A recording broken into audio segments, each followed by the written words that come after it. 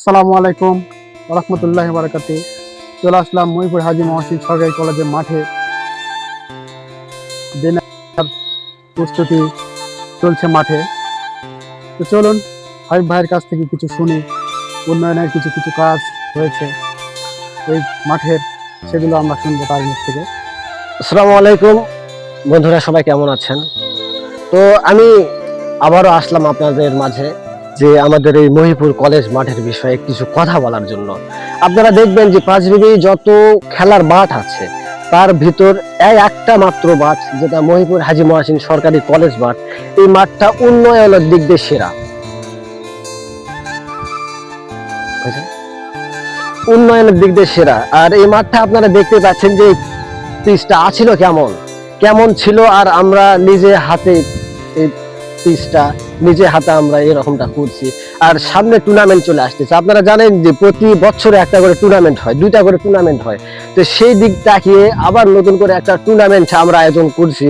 আর এই আয়োজনের শীর্ষে আছে আমাদের আর কেউ নয়, আসম শামসুল আরেফিন চৌধুরী আবু, যে কিনা প্রতি বছরে টুর্নামেন্ট গুলান আয়োজন করে। তো এই বছরে সেই টুর্নামেন্টের আয়োজন করা হয়েছে এবং ডেটও ফাইনাল হয়েছে। নভেম্বর মাসের 8 তারিখে খেলার উদ্বোধনীয় ম্যাচ ইনশাআল্লাহ শুরু হবে। তো আপনারা দেখেন যে আরো মাঠের চারপাশ আপনারা দেখলেই বুঝতে পারবেন যে মাঠের কত প্রকার কিরকম উন্নয়নের কাজ করা হয়েছে। তো আপনাদেরকে দেখাচ্ছি, চলে আসবেন। এবারে নতুন নতুন কাজ হয়েছে, তার মধ্যে বসার জায়গা কিছু কম ছিল, অনেকগুলো জায়গা করানো হয়েছে। আপনাদের দেখাচ্ছি, দেখেন কত সুন্দরভাবে প্লাস্টার করা হয়েছে।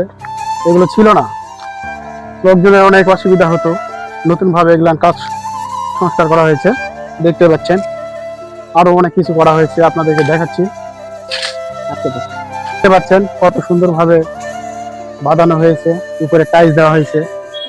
লোকজনের কোনো অসুবিধা হবে না, সুন্দরভাবে বসে তারা খেলা দেখতে পাবে মনোরম পরিবেশে। এই যে পাশে আরেকটা দেখতে পাচ্ছেন, খুব সুন্দর টাইলস। আসলে এরকম কোথায় আছে এরকম এত সুন্দর সুন্দর কাজ? আসবেন আপনারা মহিপুর হাজী মহসিন সরকারি কলেজ মাঠে, খেলা শুরু হবে এখানে, ডে নাইট খেলা। অনেক সংস্কার কাজ হয়েছে, নতুন করে তৈরি করা হয়েছে। মাওলানা আব্দুল হামিদ খান ভাসানী প্রতিষ্ঠাতা, কত সুন্দর আমাদের এই মহিপুর হাজী মহসিন সরকারি কলেজ মাঠে তার ছবি অঙ্কন করা হয়েছে, আপনারা দেখতে পাচ্ছেন। আটাপুরের কিং, আটাপুরের সম্রাট মিস্টার আসিন আসলে অনেক ভালো মনের মানুষ, জনগণের কাছে থাকে সবসময়। তিনি অনেক কাজ করে থাকেন। এত সুন্দর একটা পরিবেশ আমার মনে হয় না জয়ঘাট জেলাতে এরকম হয়েছে। আপনারা সকলে লাইক কমেন্ট শেয়ার করে পাশে থাকবেন। নতুন নতুন ভিডিও নিয়ে আপনাদের সামনে হাজির হব। আপনারা ভালোবাসা দিবেন, আমরা আছি আপনাদের সাথে।